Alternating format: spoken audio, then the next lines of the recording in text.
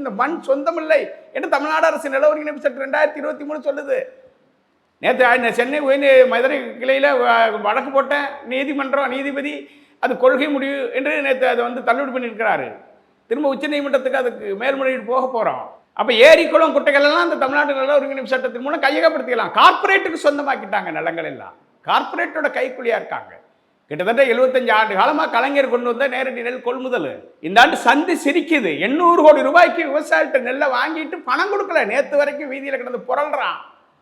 முதலமைச்சர் தனக்கு வேண்டப்பட்ட தனக்கு குடும்ப நண்பரான ஒரு தனி நபரை எந்த அடிப்படை கட்டமைப்பும் இல்லாமல் கொள்முதலுக்கான எந்த கட்டமைப்போ அனுபவமோ பணப்பரிவர்த்தனைக்கான வங்கிக்கான பணப்பரிவர்த்தனைக்கான அதிகாரமோ தகுதியோ எதுவுமே இல்லாத ஒரு தனி நபரை கொண்டு போய் விவசாயிகிட்ட கூட நெல்லை கொள்முதல் பண்ணி அரிசி கொடுன்னு சொல்லியிருக்கிறாங்க. கிட்டத்தட்ட செங்கல்பட்டு, காஞ்சிபுரம், திருவள்ளூர், ராணிப்பேட்டை, திருவண்ணாமலை, திருநெல்வேலி, ராமநாதபுரம் இப்படி ஒரு 10 மாவட்டங்களில் விவசாயிகளுடைய பணம் போய் விவசாயிகள் தேரல கொள்ளையடிக்கிறாங்க. பகல் கொள்ளையாக நடக்குது. நெல்லை